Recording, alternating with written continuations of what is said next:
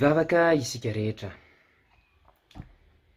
Faly midera sy misaotra ary mankalaza ny naramasina indray izay ry Tompoandriamanitra eo no ity fotoana mamy izay nomena ho anay ity.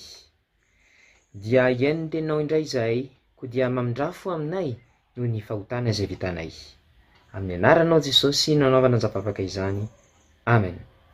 Ry sekolilady malala ho amina rehetra ny fahasoavana sy ny fiadanana mba amin'Andriamanitra raintsika sy Jesosy Kristy Tompo. Amen. Ny ten'Andriamanitra izay voalahatra ho toriana amin'izao alahady 7 manaraka ny Pasika izao dia araka izay voasoratra amin'ny filazantsarany Jaona. Jaona 4:4, 4:4 hatramin'ny 12. Jaona 4:4, 4:4 ka hatramin'ny 12. Toy izao no fivakany teny amin'ny anaran'i Jesosy. Vetivety foana dia tsy ahita intsony ianareo, ary vetivety foana indray dia ahita ianareo. Ary ny mpianany sasany resaka hoe ino zany lazainy tamintsika hoe vetivety foana dia tsy ahita ianareo, ary vetivety foana indray dia ahita ianareo ary satria mankany amin'ny ray aho. Ary hokoa ireo, ino zany lazainy hoe vetivety foana zany, tsy fantatritsika izay lazainy. Ary Jesosy nahalala fa anontany azy ireo dia hoy izy taminy, mifanontany va ianareo satria hoy izao vetivety foana dia tsy ahita ianareo, ary vetivety foana indray dia ahita ianareo? Lazaiko aminareo marina dia marina tokoa, hitomany sy hisaona ianareo, fa izao tontolo izao kosa hifaly, ary ianareo alahelo, nefa ny alahelonareo hody fifaliana. Manam-pahoriana ny vehivavy raha hiteraka, satria tonga ny fotoana, fa rehefa velon-jasa izy dia tsy tsarony intsony ilay fahoriana noho ny fifaliany, fa misy zaza nateraka ho ambonin'ny tany. Ary ianareo dia manana alahelo ankehitriny, fa ahitanareo indray aho dia ho faly ny fonareo, ary tsy misy olona manaisitra ny fifalianareo aminareo. Amen. Fomba fitenitsika rehefa ilanao zavatra amin'ny fotoana fohy, amin'ny fotoana heverintsika fohy, miteny hoe vetivety. Ohatra hoe miantso zao ny zokintsika na ny ray aman-drenitsika hoe ry keo toa, avy aty. Dia isika hoe oka aloha vetivety, andraso kely aloha vetivety, mba ilazana hoe fotoana fohy vao ho avy isika. De io vetivety io nefa samy manana ny azy. Misy miteny hoe oka aloha vetivety, nefa 3 minitra izy tsy avy any. Misy nefa vao teny hoe oka aloha vetivety dia afaka 10 minitra izy, afaka 10 sekondy ohatra dia efa tonga eo izy. Asa raha mahentsika indraindray ao am-piangonantsika misy miteny hoe jana kely vetivety aloha mity mba hivory. Nefa ry zareo mivory eo misy fefakadiny, misy atsasakadiny, misy adiny ray kory ary ny lazainy fa vetivety io. De nefa ry zareo le mivory io tsy mahatsapan'izany hoe ela be io ohatra. Inona ny antony?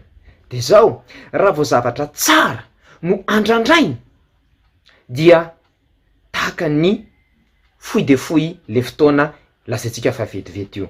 Ohatra, raha mijery horonan-tsary mihetsika isika de sainime ohatra, ka raha am'le tiantsika de zao, na de adiny ray aza le izy de ahoana?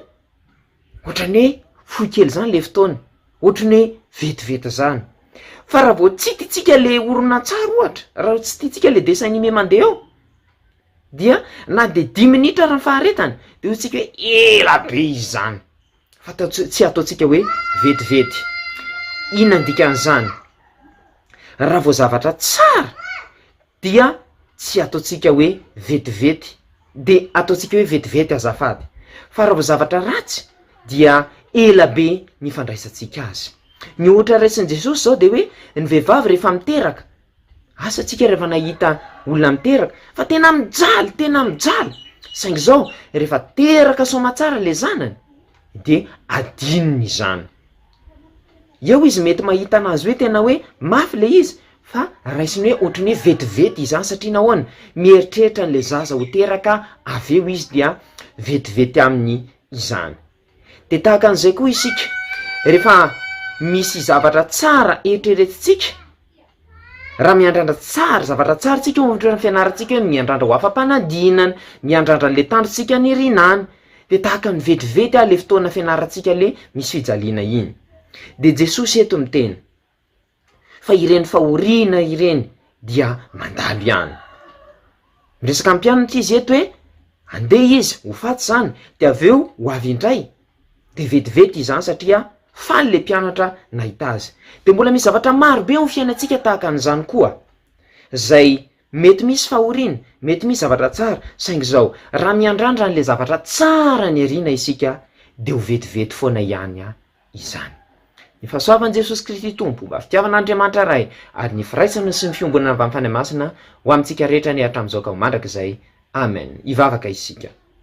Misaotra anao indray zay ry Tompo noho izany teny nomenao anay izany. Maro tokoa ny zavatra tsy mandalo eto amin'ity fiainanay ity, ka heverinay ho ela be.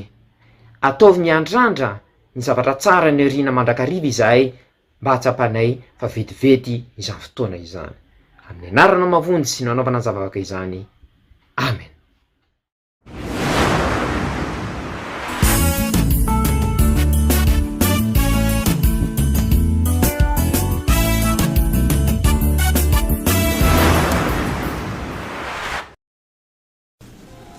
ZFLM full town, Marpatserovan, t-shirt, polo, sweat capuche, amin'ny endriny sy loko maro samihafa. Alefaso ny komandinao ao Antananarivo, ao Fianarantsoa, ao Ambatondrazaka ary ao Mahajanga.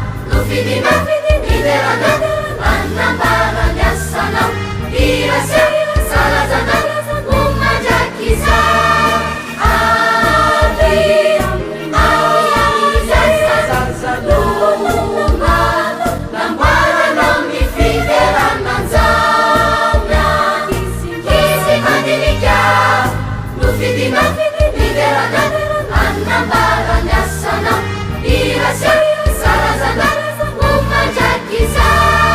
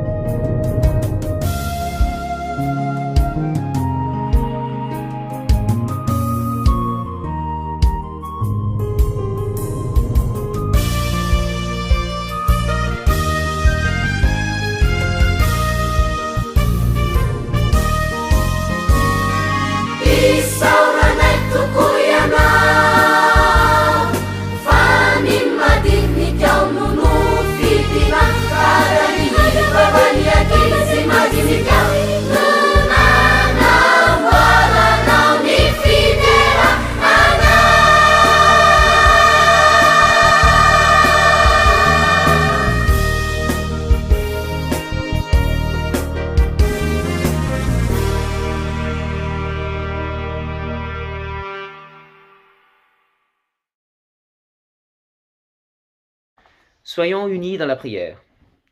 Nous te remercions, Seigneur, pour ce jour nouveau que tu nous as donné, pour ce merveilleux moment que tu nous as donné, afin que nous écoutions ta parole. Éclaire-nous avec ton Saint-Esprit, afin que nous recevons ta parole dans notre cœur.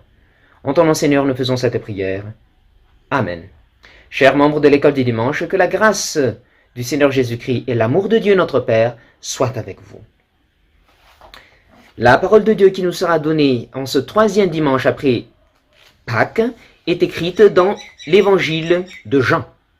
Jean chapitre 16, verset 16 au verset 22. Jean chapitre 16, verset 16 au verset 22. Voilà ce qui est écrit au nom de Jésus-Christ. Dans peu de temps, vous me verrez plus. Puis, peu de temps après, vous me reverrez. Quelques-uns de ses disciples se dirent alors entre eux, « Qu'est-ce que cela signifie ? Il nous déclare dans peu de temps, vous ne me verrez plus, puis peu de temps après, vous me verrez, et aussi c'est parce que je m'en vais auprès du Père. Qu'est-ce que signifie ce peu de temps dont il parle ? Nous ne comprenons pas ce qu'il veut dire. » Jésus sut qu'ils désiraient l'interroger. Il leur dit donc, « Je vous ai déclaré, dans peu de temps, vous me verrez plus. Puis peu de temps après, vous me reverrez. Est-ce à ce sujet que vous vous posez des questions entre vous ? Je vous déclare, c'est la vérité. Vous pleurerez et vous vous lamenterez, mais le monde se réjouira. Vous serez triste, mais votre tristesse se changera en joie. Quand une femme va mettre un enfant au monde, elle est triste, parce que le moment de souffrir est arrivé pour elle. Mais quand le bébé est né, elle oublie sa souffrance, parce qu'elle est joyeuse de ce qu'un être humain soit venu au monde. De même, vous êtes triste vous aussi maintenant, mais je vous reverrai et votre cœur se réjouira. Et personne ne pourra vous enlever votre joie. Amen. Peu de temps. Dans peu de temps. Lorsque on nous appelle quelquefois, on nous dit « Eh, viens par ici » par exemple, on répond quelquefois « Attends un peu, je viendrai dans peu de temps » pour dire que on n'en a pas pour longtemps. Or, en général, lorsqu'on répond comme ceci, c'est relatif. Il y en a qui disent « Attends un peu ». Or, il viendra après 3 minutes par exemple. Certains viennent après 10 secondes par exemple. Qu'est-ce que ça veut dire? Comme je l'ai dit, c'est relatif. Le peu de temps dont on parle ici dépend du cas, dépend de ce qui se passe. Alors, quelquefois, par exemple, il y a quelque chose qu'on dit de peu de temps et pourtant, ça dure très longtemps. Et il y a quelque chose qu'on dit de peu de temps et pourtant, ça peut être en peu de temps exactement. Par exemple, vous avez sûrement déjà entendu dans notre église, le pasteur ou le catéchiste dit quelquefois, vous les membres du comité, vous restez. On va faire une petite réunion de peu de temps. Or, ce peu de temps, à ce moment-là, peut être dans les 30 ou même 1 heure quelquefois. Et ce qui est étonnant, les membres du comité, parmi eux, il y en a qui disent que c'était pas longtemps. Et il y en a qui disent que c'était trop long. Pourquoi? Eh bien, pour ceux qui prennent plaisir dans ce temps-là, trouvent que le temps passe vite et ils peuvent considérer ce temps-là comme peu. Mais pour ceux qui ne prennent pas plaisir, pour ceux qui souffrent par exemple, dans ce peu de temps-là, ils trouvent que ce temps-là est beaucoup trop long. Par exemple, je vais prendre exemple sur nous, les enfants. Lorsque nous regardons un dessin animé, si nous aimons bien le dessin animé, si nous sommes passionnés pour ce dessin animé-là, même s'il dure 1 heure ou 2 heures, c'est comme si le dessin animé était de courte durée, parce que nous sommes passionnés. Mais si nous n'aimons pas ce dessin animé-là, si nous en avons marre, si on en a ras-le-bol, même si ce dessin animé-là ne durait que 5 minutes, la durée sera pour nous beaucoup trop longue.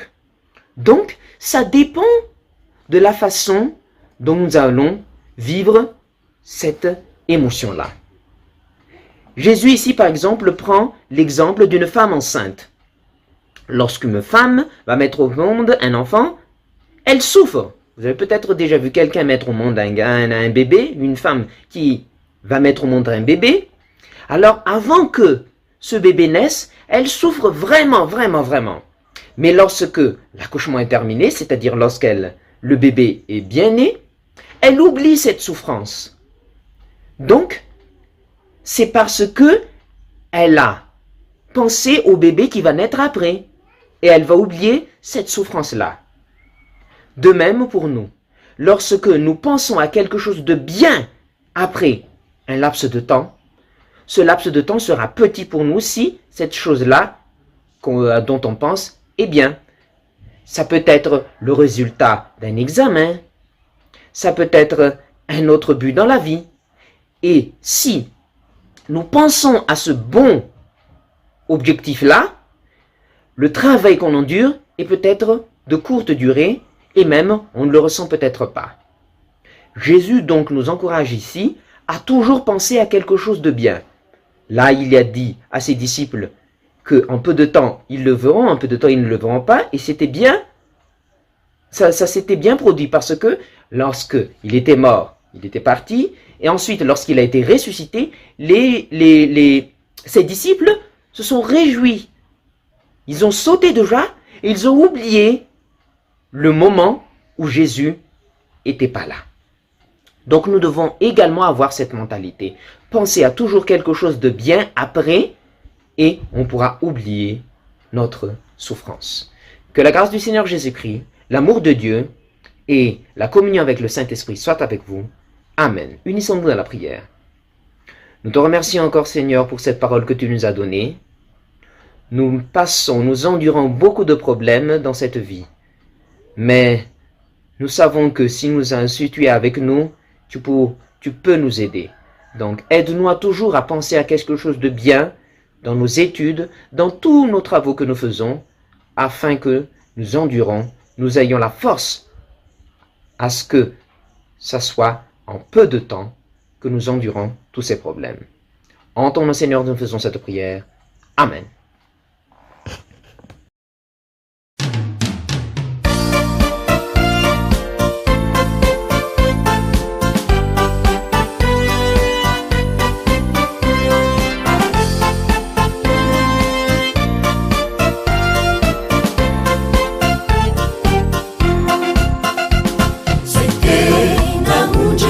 Yesusi mihainuni feuni makatuni tenini zaite na munjini Yesusi mihainuni feuni Yesusi mihainuni feuni makatuni tenini mihaina misani jambula yetontani mihainuni feuni makatuni tenini fiada chani miainuni feuni makatuni tenini miaina misani jambula yetontani miainuni feuni makatuni tenini fiada nananumena chani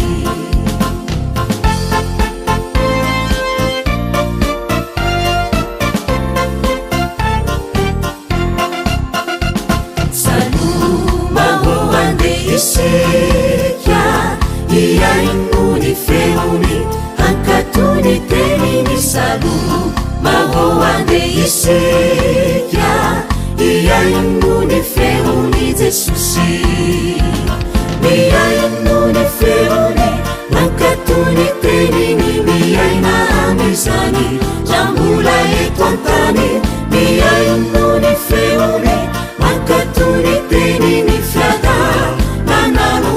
chani miainuni feuni makatuni tenini miaina misani jambula yetontani miainuni feuni makatuni tenini fiada nananumena chani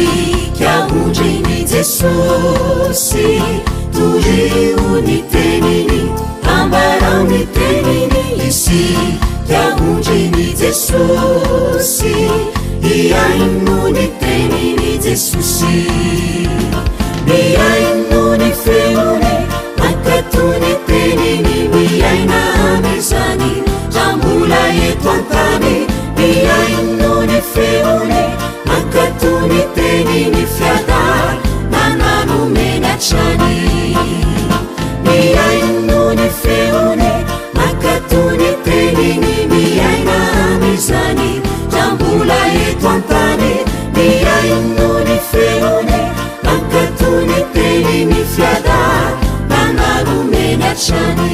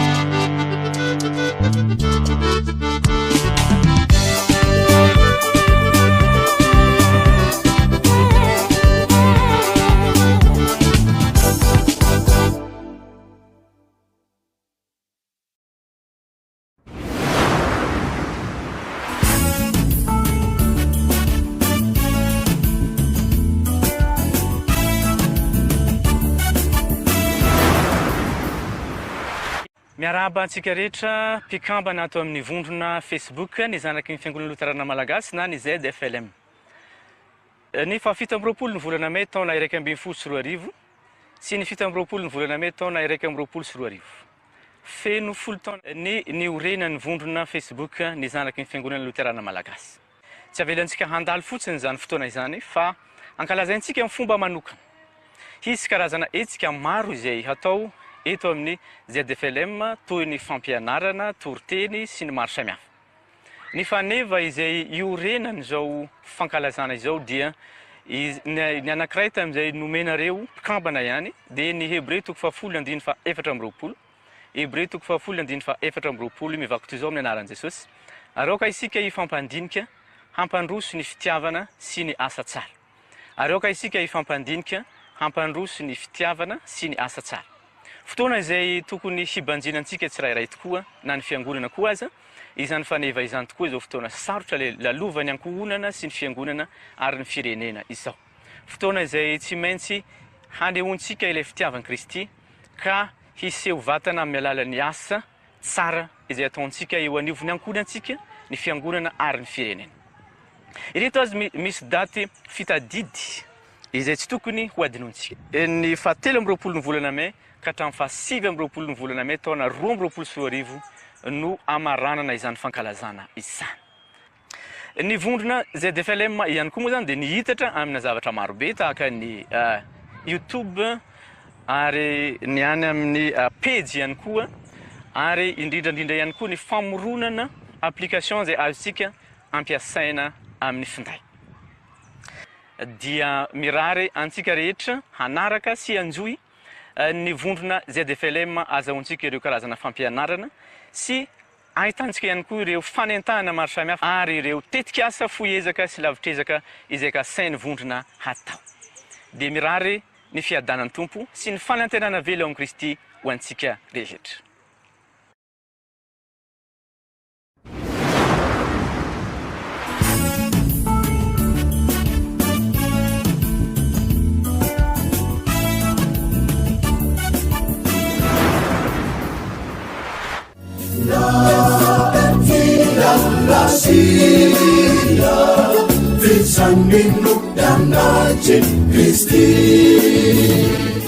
Ary aoka isika ifampandinika hampandroso ny fitiava sy ny asa tsara.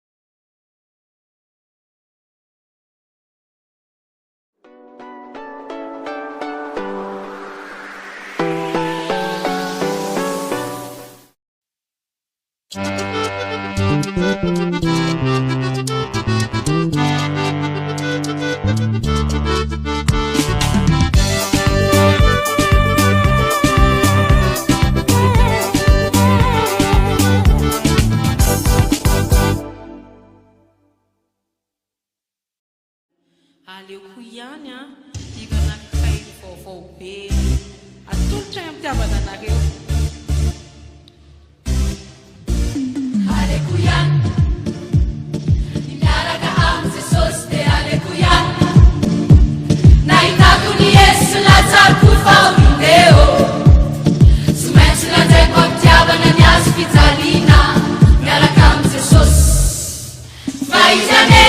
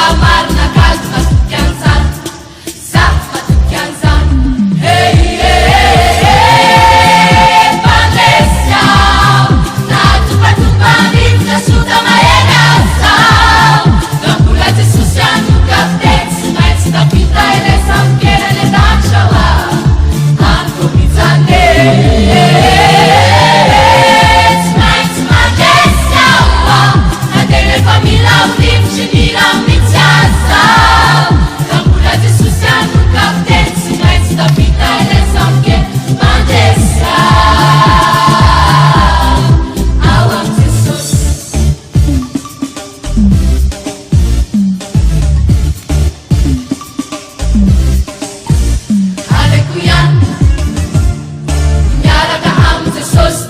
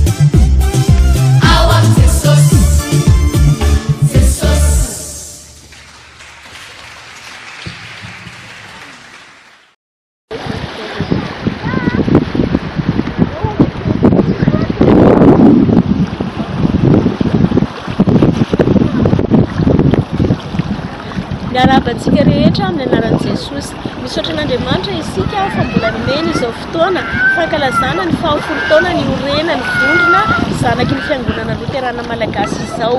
Ny fankalazana moa dia mitondra ny rifaneva izay hitantsika ao amin'ny Hebreo 10:7-20.